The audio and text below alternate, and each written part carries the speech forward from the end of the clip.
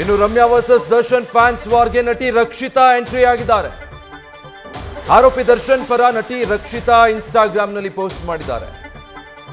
ದರ್ಶನ್ ವಿಚಾರವಾಗಿ ರಕ್ಷಿತಾ ಸಪೋರ್ಟ್ ಮಾಡಿ ಪೋಸ್ಟ್ ಮಾಡಿದ್ದಾರೆ.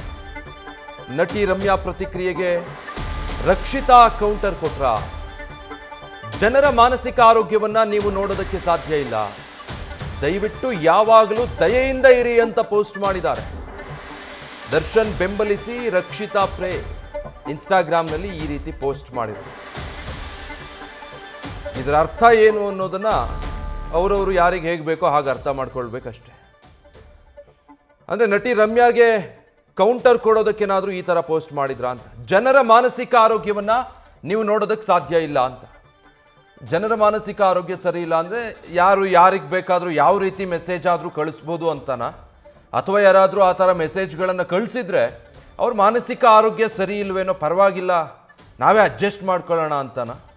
ಏನು ರಕ್ಷಿತಾ ಪ್ರೇಮ್ ಅವರ ಪೋಸ್ಟ್ನ ಅರ್ಥ ಅನ್ನೋದನ್ನು ಅವ್ರಿಗೆ ಬಿಟ್ಟಿದ್ದು ಅನ್ನೋ ರೀತಿ ಅರ್ಥ ಮಾಡ್ಕೊಳ್ಬೇಕಷ್ಟೆ.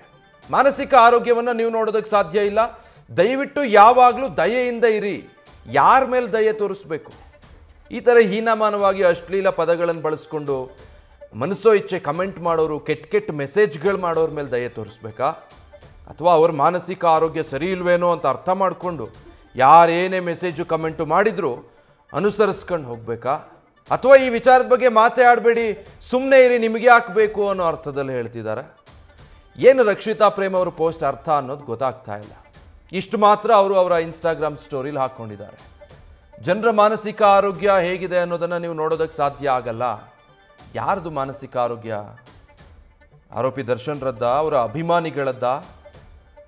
ಮಾನಸಿಕ ಆರೋಗ್ಯ ಹದಗೆಟ್ಟಿದೆ ಅಂದರೆ ಹೀಗೆ ಯಾರನ್ನು ಬೇಕಾದರೂ ಒಂದು ಕೇಸ್ ಬಗ್ಗೆ ಮಾತಾಡಿದ್ರು ಅನ್ನೋ ಕಾರಣಕ್ಕೆ ಹೇಗೆ ಬೇಕಾದರೂ ಹೀಯಾಳಿಸಬಹುದಾ, ನಿಂದಿಸಬಹುದಾ, ಅಶ್ಲೀಲ ಪದಗಳನ್ನು ಬಳಸಿ ತೇಜೋವಧೆ ಮಾಡ್ಬೋದಾ, ಮಾನಹಾನಿಕರವಾಗಿ ಕಮೆಂಟ್ಗಳು ಹಾಕೋದು, ಮೆಸೇಜ್ ಮಾಡ್ಬೋದಾ? ಹಾಗಿದ್ರೆ ಯಾವಾಗಲೂ ದಯೆಯಿಂದ ಇರಬೇಕು. ಯಾರ ಮೇಲೆ ದಯೆಯಿಂದ ಇರಬೇಕು? ಕೇಸ್ ಕೋರ್ಟಲ್ಲಿದೆ, ಜಾಮೀನು ಅರ್ಜಿ ಏನಾಗುತ್ತೆ ಅನ್ನೋದಕ್ಕೆ ಸಂಬಂಧಪಟ್ಟ ಹಾಗೆ ಸುಪ್ರೀಂ ಕೋರ್ಟ್ ಆದೇಶ ಕೊಡಬೇಕು. ಅದರ ಬಗ್ಗೆ ಈ ಪ್ರಕರಣದಲ್ಲಿ ನ್ಯಾಯ ಸಿಗಬೇಕು ಅಂತ ಕೇಳೋದೇ ತಪ್ಪ? ಹಾಗಿದ್ರೆ ಗೊತ್ತಿಲ್ಲ. ಒಟ್ಟಿನಲ್ಲಿ ನಟಿ ರಕ್ಷಿತಾ ಈ ಥರ ಪೋಸ್ಟ್ ಮಾಡಿದ್ದಾರೆ. ನ್ಯೂಸ್ ಫಸ್ಟ್ ನಿರ್ಭೀತಿಯಿಂದ ನಿಮ್ಮ ಪರವಾಗಿ.